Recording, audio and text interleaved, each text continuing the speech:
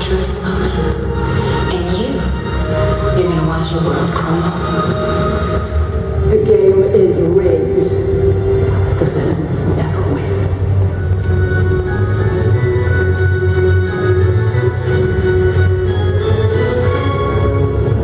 Ladies and gentlemen, Kristin Bauer, Merrin Dungey, Victoria Smurfit, and Lana Parilla.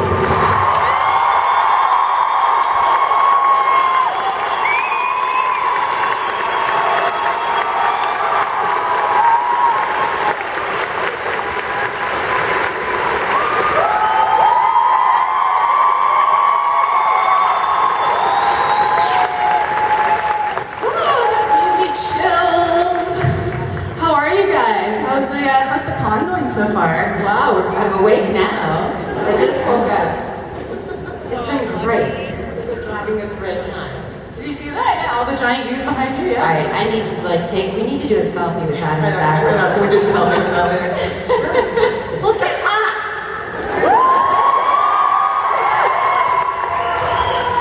I kind of wish we were in those costumes right now. Oh my god, it's so much cooler. We look so much better. Selfie going on. No. Actual vendors up here. You want to talk to us? So I heard rumors that for some of you this is like a first con or a conversion. Total conversion. Not anymore. So how were we?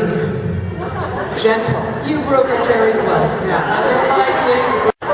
I don't tend to get recognized very much from it, and I'm grateful for that because I have a German short-haired pointer that looks remarkably like a Dalmatian, and I feel he'd be taken from me if I actually looked Cruella. So I get away with not murder. Can you imagine if your dog recognized you from TV? You'd be scared to death in your house. I get more respect once I've been recognized as Pam,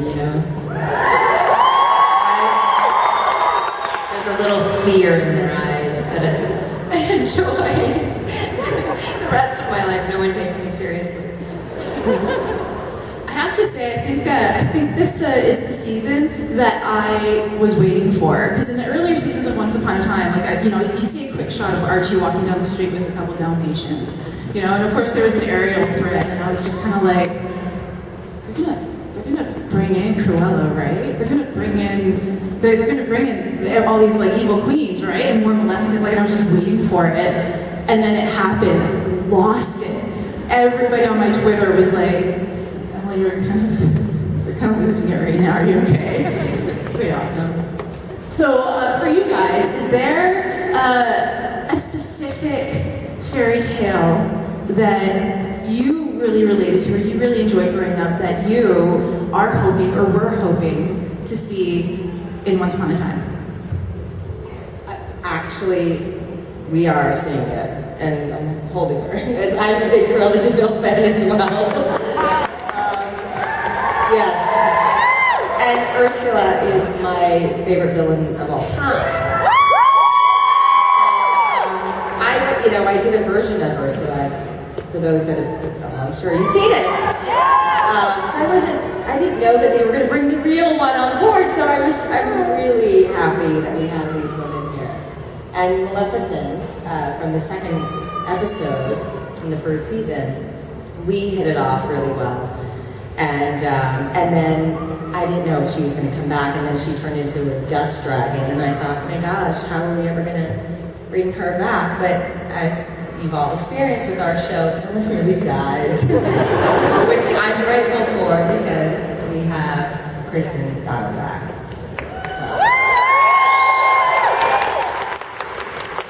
So what about you ladies? A favorite fairy tale story that you are hoping at one point is incorporated into Once Upon a Time, if it hasn't already?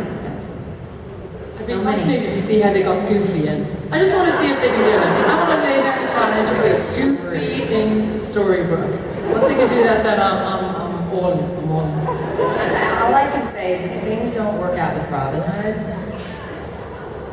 Indiana Jones is a great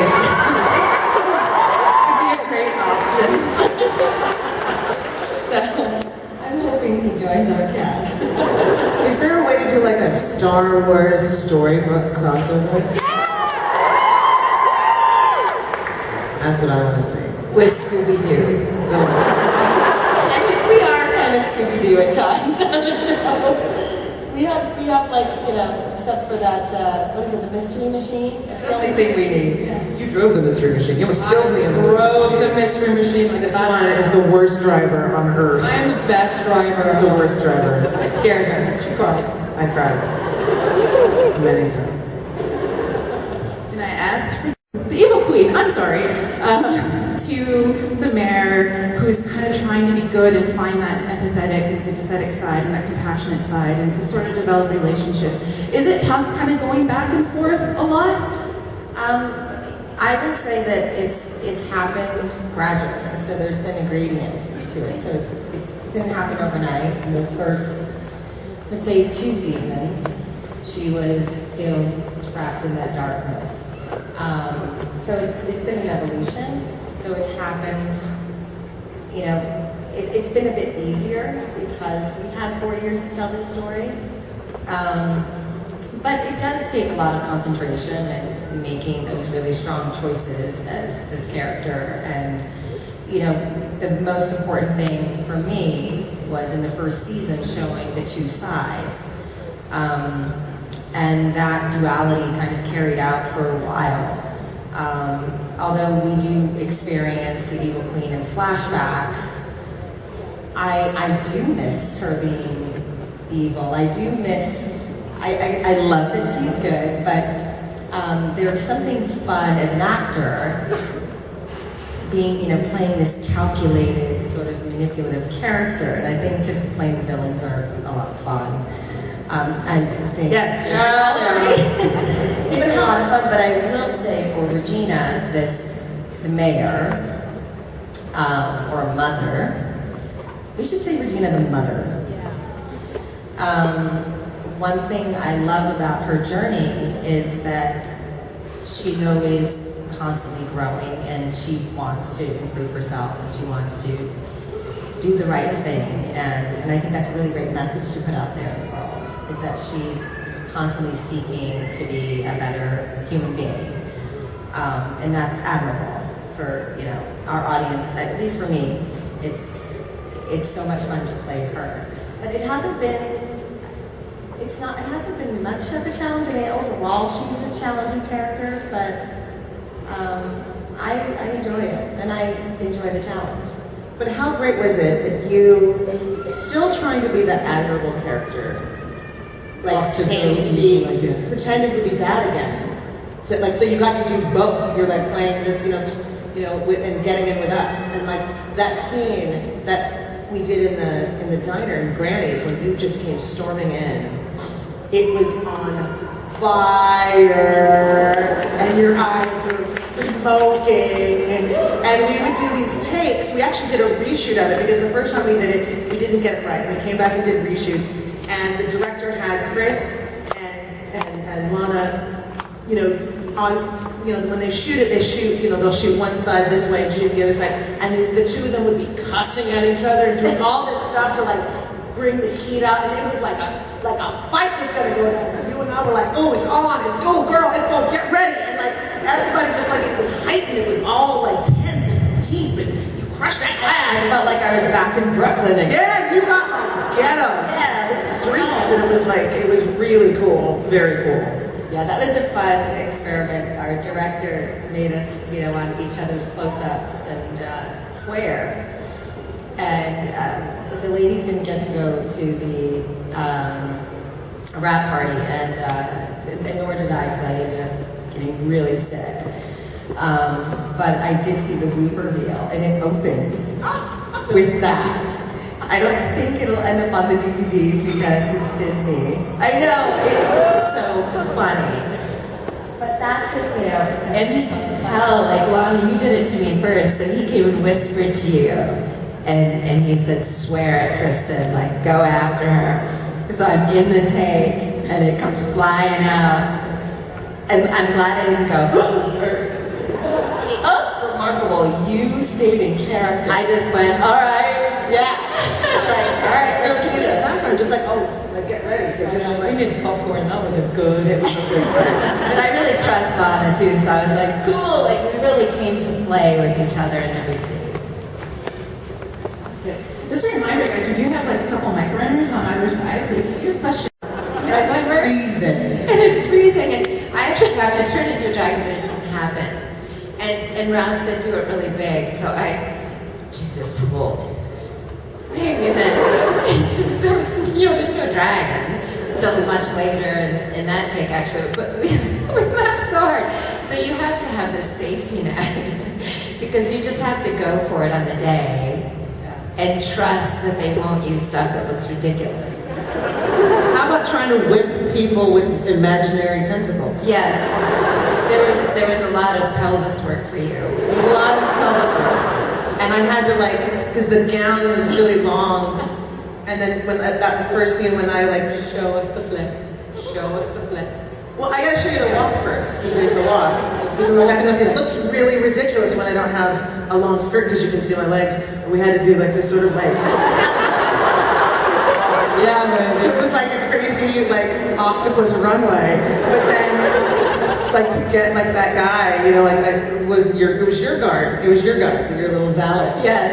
And just open. Yeah, man. And then you got to have Pilates. and then you're you do that, and it grabs my Gandalf stick. So we're having a fight, but there's no tentacles there, so I'm in the air.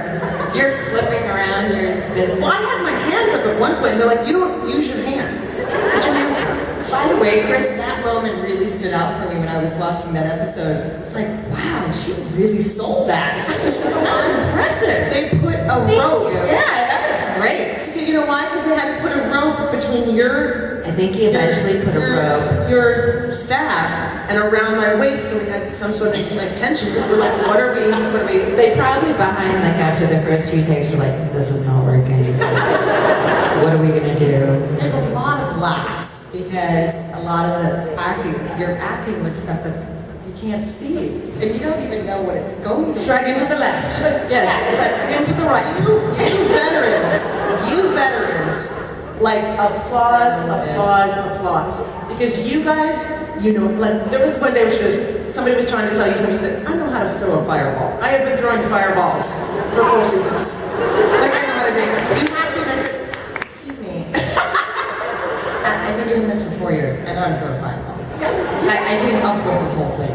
This is my creation. And Jimmy and Josh, when I whipped them with a tentacle in the cave, and he didn't even feel good that day, and he was it took it, and fell to the ground, they committed. And you start poofing around the room, and when they do the poofing, somebody's standing there, and they say the lines, and then they go, okay, poof, and we stop, and then that person walks to where they're supposed to be. So it's and then you poof to Regina. It's just the word. Right here. The word poof. It's just the word poof. And the hell off. But you say poof. But then they'll be and then they go, and action. And then they do that full jump back. They always, once you poofed in. It's like, okay, this is when I just poofed in. Yeah. And then you poof out. I would like to say that as a professional, you may not have brought your tentacles. I did bring my bad breath with me to set in order to control people. So I'm method. You're method. Grumpy still skipping. Crumple. I want crumple. My feelings are hurt. I don't know how much it showed, but very early on, whenever we did a scene with Bobby, I would glance over at this lady here, and she would just be. She started this story, and it was adorable and ran, and I don't know how much they edited it in, but I have no idea. it was very little. I just decided that he was the king of all things evil, and he was the only man worth my time. I just decided that every time he pulled some evil move, she'd go, oh God. she was absolutely. I'm pretty sure I did it for my own entertainment and not actually the show. But, yeah, other than CJ, little crumble I mean, action. how could you not love Bobby? I know. Yeah, delicious. His talent is just like, it's so attractive. It is.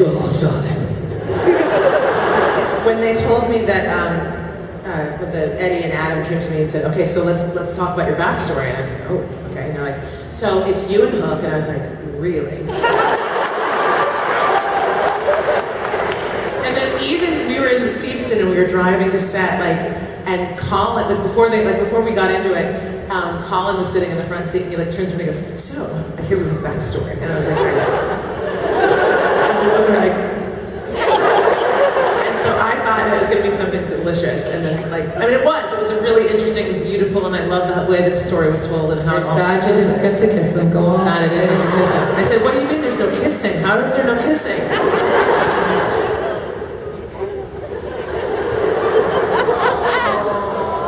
There's always Sea Devil.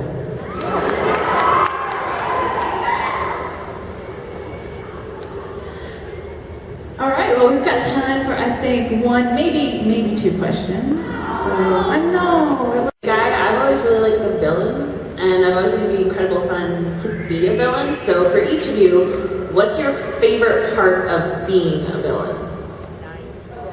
Freedom to play.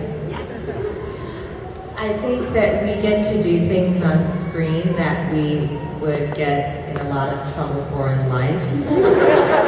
So all those fantasies that you have, when you're driving behind the wheel and you're like, I have 10 points if I just run you over on camera.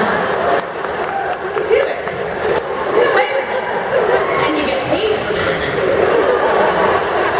And you get to exercise those demons. You get to just I remember when you and I walked into Gold's, the pawn shop, and you just walk like a badass, and you just walk in and you just got this attitude, and it's just the way you carry yourself, and you don't care, you just got this whole thing, and it's fun.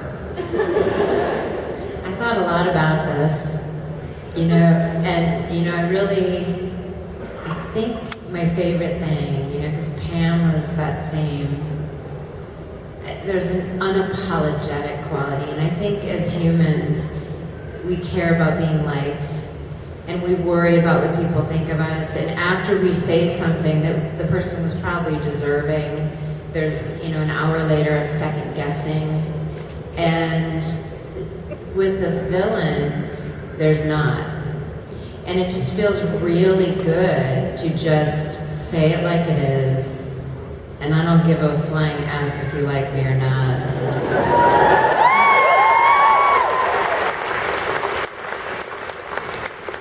I find I'm a nicer person at home if I play a villain all day. I'm much nicer. When the kids throw the dinner on the floor, I'm like, don't worry about that, love. It's grand, the dog will get it. But I've been playing somebody nice all day long, I'm like, food is on the floor. So it helps in my personal life. Release, as it were. Okay. All right, one more question to you, sir. Yes, I am honored to ask the last question. What is your favorite protagonist in the show? Who is your favorite protagonist in the show? Yes. Thank you. We're kind of partial to Lana, I have to say. We're very biased. I want to get so many colors, and it's so beautiful to watch. I want the four of us to be stuck in my car for hours and then 3 o'clock in the morning, always. I want to pitch the spin-offs. If we had the show, Queens of Darkness, who would watch, right? Right? So all of you will be there with me at Disney this Monday. Okay, great. I'm in. Yeah, call me right now, please. Can Goofy be in the show? Can Goofy? All right, ladies, you've been brilliant and beautiful and fantastic. Thank you so much, ladies and gentlemen. I just want to say thank you all for coming out here to see us. I know a lot of you drove in from all over and flew in from who knows where. Just thank you. It really means so much to us. We love our fans, and we love getting to meet you all in person and having those couple minutes or 30 seconds to look in your eyes and hear whatever you have to say. Thank you so much for being here.